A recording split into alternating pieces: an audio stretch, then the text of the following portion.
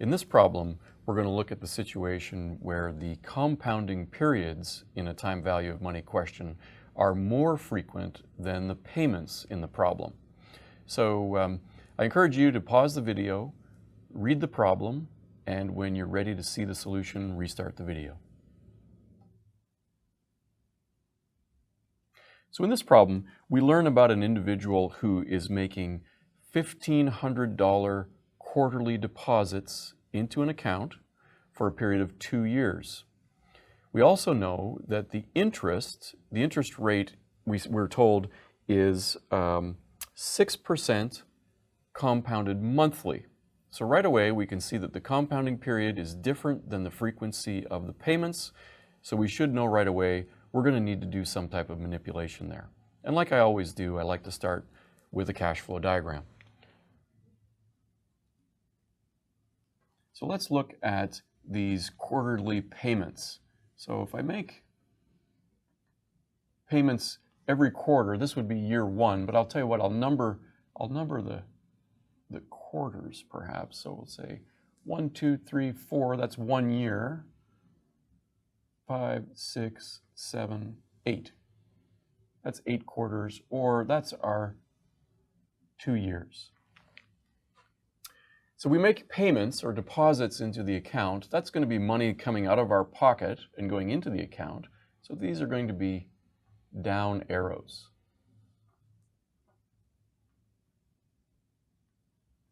Okay, so right away we can see that that's an annuity. We're also given this I equals 6% compounded monthly. So on this same diagram that I've drawn in quarters, I could go in and say, well, each quarter actually has 3 months, so my compounding periods are occurring like this. So you can see right away that the compounding periods are more frequent than the payments. So what will we do? Well, we know right away that the first thing we do for interest rates, we start with the nominal rate. So if I say that the nominal rate of 6%, and then I divide by my compounding periods, which is monthly, so 6% divided by 12 becomes my 0.5%. I have 0.5% compounding every month. Nope, I won't draw that in each one. You get the idea. So we have 5% compounding each time. But my $1,500 payments, right, that would be my annuity. My $1,500 payments only occur every 3rd month. That's what a quarter is. So I need to calculate an interest rate that becomes the effective interest rate for a quarter. And in order to do that, I can use a formula. We'll write it like this. I effective, and I'll write it I effective for, I'll write it small. I effective for the quarter is going to be equal to 1 plus R, the nominal rate, over M, the number of compounding periods. And I'll raise that to the power of the number of compounding periods in the time frame that I'm interested in, which is, in this case, a quarter. So I know I can't use R or M. I have to use a different letter in the formula. And in these formulas, we generally use K. K represents the number of compounding periods in the time period we're trying to calculate an effective interest rate for. And I can't forget the -1. So if I substitute the numbers from our problem into this equation, I have 1 plus my 0.06 divided by 12 raised to the power of 3, because remember I have 3 compounding periods in the quarter, -1 gives me an effective interest rate of 1.5075%.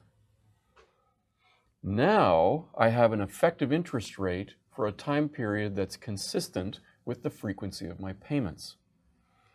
Now the time value of money calculation for the calculation of F F would be the value of all of these payments in the future, becomes F is equal to the A, the value of the annuity, times the F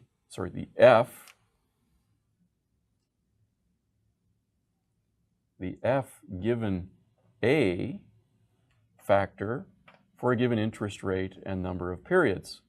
And in this case, we know that the A is going to be 1,500 times the F given A factor for the new interest rate, the new effective interest rate for a quarter that we calculated. So we'll have 1.5075%, and the number of quarters we have, which is 8.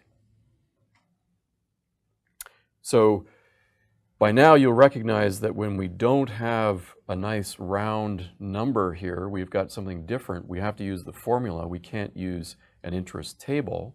So I have to plug the formula in here, and I'll tell you what, I'll just do it like this, and I'll leave it up to you to see if you can calculate the same factor that I'll write on the problem here. This is the factor for F given A, 1 plus I to the n minus 1 divided by I. Go ahead and plug these numbers into this formula. See if you can come up with the factor equal to, I didn't actually write down what the factor is. Let's just see if you can get this answer. 12,652.61. Sorry about that. Let's just see if you can calculate this factor in order to come up with this answer. I would like to talk about one other way to approach this problem, and that is I could think about this in a different way. And if I think about just those first 3-month periods and that one investment amount of $1,500, I could use our time value of money equations to calculate an equivalent amount each month that is equivalent to the $1,500 in a quarter. So I could transform this into 3 equal payments. So I could essentially turn this 1,500 into an equivalent A.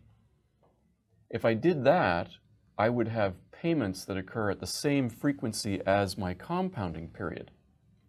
So in order to do that, I would say A is going to be equal to F times the A given F factor for 0.5% interest and 3 periods, where 1,500 is the F in this instance.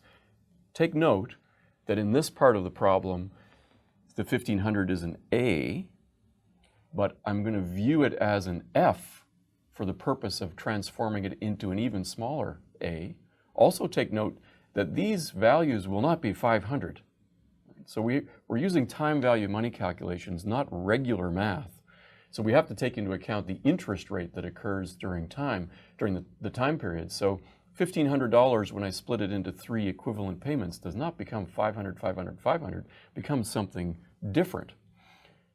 Now if I just pause for a moment and say, okay, if I have this hypothetical A for these 3 payments, in fact, that A would be the same for each of these time periods. If you look at each of these 1,500s as being the same as this concept occurs repeatedly every quarter. So here I can say, well, whatever A I calculate for this actually continues on throughout the whole problem. And in fact, if I look at a time period of 2 years, I have 24 months. I have now payments that are the same frequency of occurrence as my compounding period. I could calculate a new value of F, which is going to be equal to basically the same amount.